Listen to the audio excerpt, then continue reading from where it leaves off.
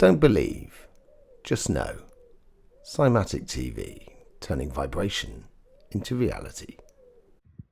Welcome everybody today to Cymatic TV. I'm joined by my wonderful friend, colleague and partner in crime, Tom Lawless. And we're going to have another very interesting, in-depth conversation about something spiritual that always fascinates me. So this is my go-to expert. Reincarnation, so, isn't it? Today we're going to talk about reincarnation. So we've talked about the Akashic records. We've talked about souls and spirits. We haven't done souls and spirits yet. No, we haven't done souls and spirits. But we're going to jump straight into reincarnation. And I want to say the system of reincarnation. Is that something that one could describe reincarnation? Yeah. Is it a process or a process? I would say. How can you sort of explain an overview to start Okay, with? I only ever explain my experience now. Okay. I think everybody should know that. You know, this is my interpretation, my experience of it. There's no hard and fast rules. You know, it's just my experience. But reincarnation, I think, is a constant thing throughout time. If you imagine, say, like 1,000 years ago, the population was really small. Therefore, there was a long period of time between each incarnation. Right. Because there was only a certain number of vessels upon this planet in order to get incarnated in. And there, you know, some people might have been finishing off their animal lives and stuff like that. So when you're not here, you are a soul. Where do you reside? Well, I gave it the PO box of the sun. Oh, okay. You know, but it's quite accommodating, the sun, isn't it? Yeah. Sun's a fantastic place. You know, I do love it. I love going up there. And so the souls, is there any is it connected to the Akashic library, or is it? Yeah, that's where you pretty much sit around that. It's almost like protecting the Akashic library. It's not protecting it, but you know, it's in the same sort of area, as it were. You know, if you imagine you are a light, you know, you're a candle in the middle of the sun. You wouldn't see the candle anymore because you're part of the light. Yeah. So you don't actually sit there kind of going next to another soul like me and you are sitting next to each other and kind of going, how you doing? Friendly like that, then? No, because you wouldn't recognise it. You just recognise that soul next to you as part of the white ambient light around you. Okay, so there's no real differentiation. Yeah, exactly. And you're not in a human form. You're just in a plasma, energetic, electromagnetic form. Okay. Yeah. And so they all hang out up. They all hang out up there, waiting to be reincarnated, and waiting to be, or do they choose to be? Because that's another question I have. Is it something that they consciously choose to do? Yeah, you consciously choose to do it. Right. I think. But if there are no vessels available because the population is small, then they have to wait around. They've got to hang out. Or the other thing is because there's so many vessels, there's no waiting time up there. Okay, so it's a bit of a faster turnaround. Exactly. So like now we've got a massive population. Yeah. So therefore, does that mean that the souls are? Yeah, I think there's no. You would have no perception of time between one life and the other. Not that you'd get a perception of time when you're in that sort of place, but. Can you explain a little bit about the process, as in after you leave the physical world? There must be an element of time, as I understand it, where there's a review and before. So well, it's like still a process, but it might be a bit faster. Okay, so this is where we have to. There is a difference between a soul and a spirit. Right? You are the spirit in the body, driving the body. You're driving the vehicle. Yeah, you have two guides that are looking after the body. Yeah, that's the sensor, the parking sensors on your vehicle. Right. Yeah, it's not concerned about how fast you're driving your car or where you're going. All it's concerned that you're not going to smash your body up. Okay. Yeah, so they don't say, "Oh, you shouldn't say that. You should say this." That's not what they're concerned with. Yeah, and that's two spirits. Yeah, who are looking after your body, and then you have another two spirits, who we'd call guides, I guess, who are looking after that spirit side. Right. So it's like, it could be like your speedometer sort of saying, "Oh, you're going above the speed limit. You know, do you really you should be slowing down." So they're kind of keeping you on track. yeah, they're keeping you on track, and in the sense of a spirit, or or emotionally and So stuff that's like five. that. You know, That's 5 spirits. so that's 5 spirits already, and then you've got one that's equivalent still up the top there, where Okay. you left. Okay. So you know how to get back there. Sort of like control center up. Yeah, well, he doesn't Not control, No, but exactly. but just a little anchor. Up, Yeah, up but in the it's because you're in the center of all of that. You're more concerned with creation and destruction. So that spirit up the top talks to the 2 guys who are looking after the body. Okay. It doesn't get involved in if you're being nasty or nice or whatever. You know, that's not what it's concerned about. It's just concerned that the body's being used correctly to experience the life that you're supposed to be experiencing. Right. Or, you know, the opportunities that you've got to experience. Right? So that's 6. 6. So there's 6 spirits. Yeah. So you get equivalent of a. You need a little whiteboard. I do need a whiteboard, but I think everybody can see that. If you can't, then. So there's 2 triangles upside down. One upside down, the other one, you know. So you get this equivalent of the Star of David. And that's the communication route between the 3. So you got the top point of the triangle like that. So that one there is the one that's sitting up the top, where you set off from, and then these 2 points here are the ones looking after the body, who is that's the guy in the driving seat. That's the guy in the driving seat. That's the 2 guys there that are actually guiding you, as in spirit, saying you're driving too fast, or being nasty and kind, or whatever. Yeah. You know, but collectively you make a soul. Right. Yeah. So soul is made up of 6 spirits. Okay. Yeah. So when you reincarnate, getting back onto the reincarnation. Yeah.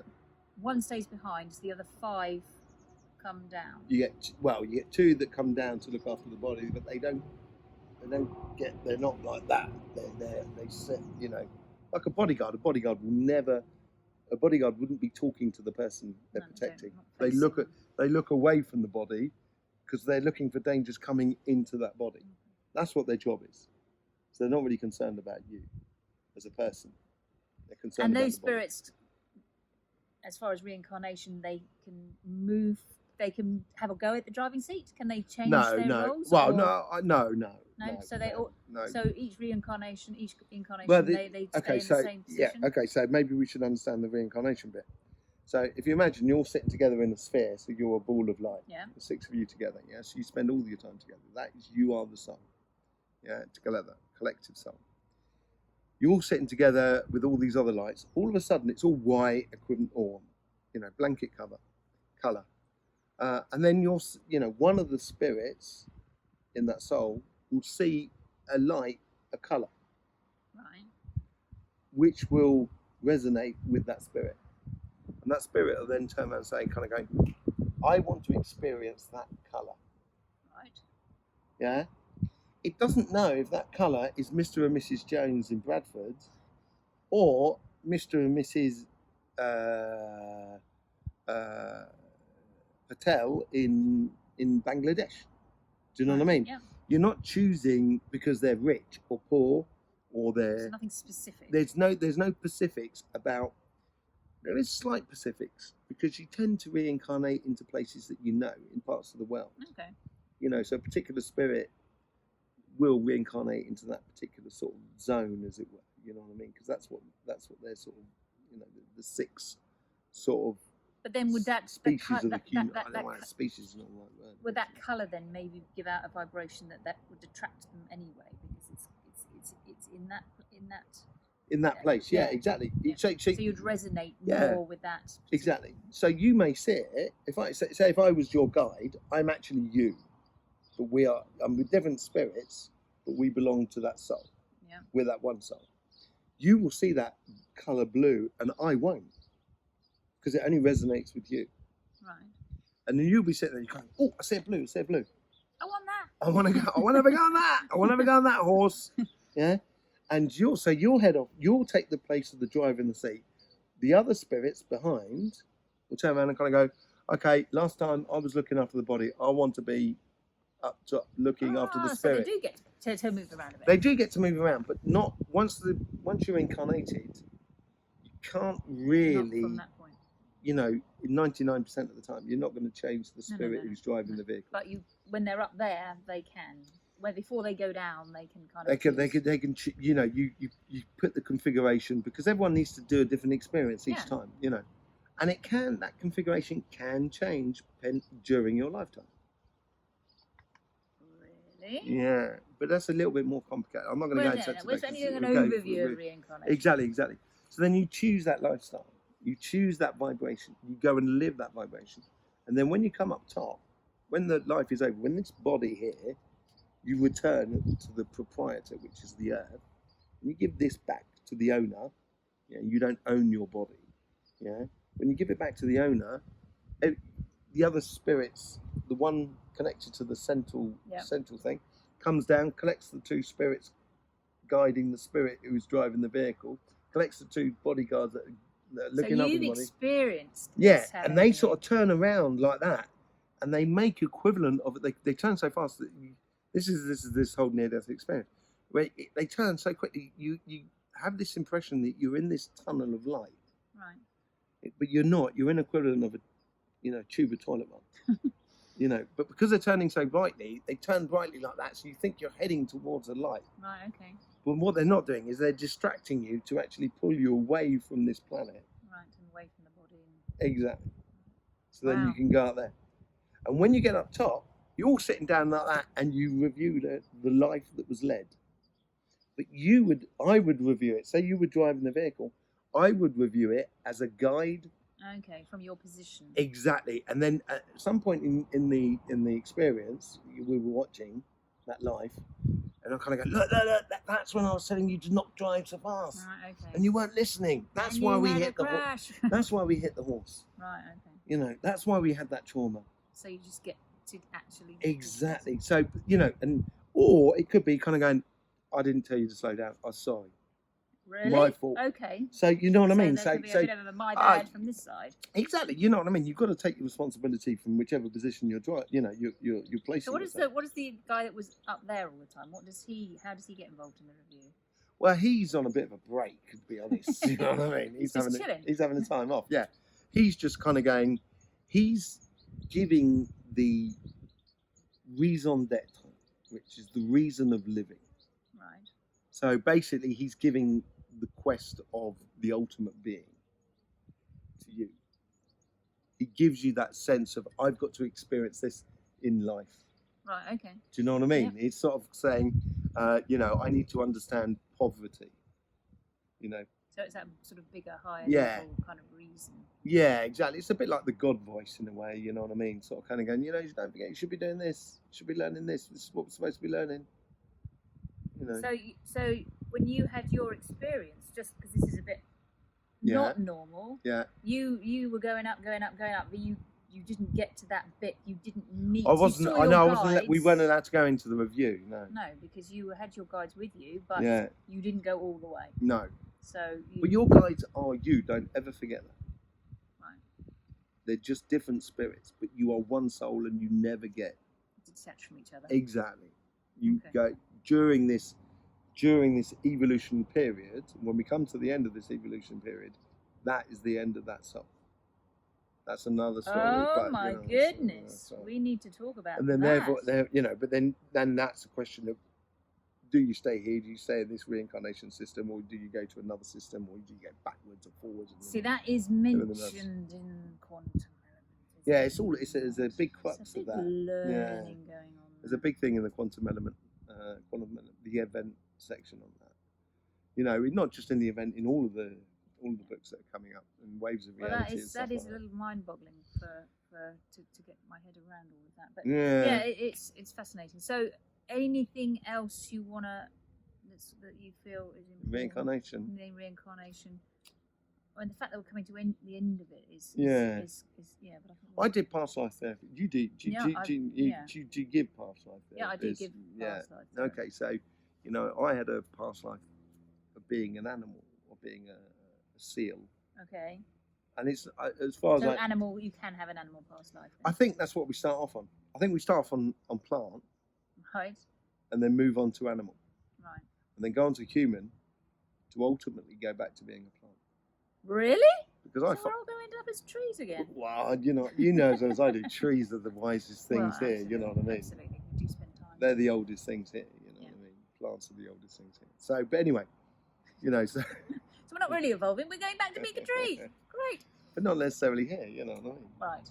This could be another realm, dimension, whatever you want to call it. Yeah, exactly. You know what I mean? Different place. You'd have to read all the books. When you get to the end of the sixth... I can't wait. The sixth series. When you get to the end of the sixth series, it's like... You get a perception...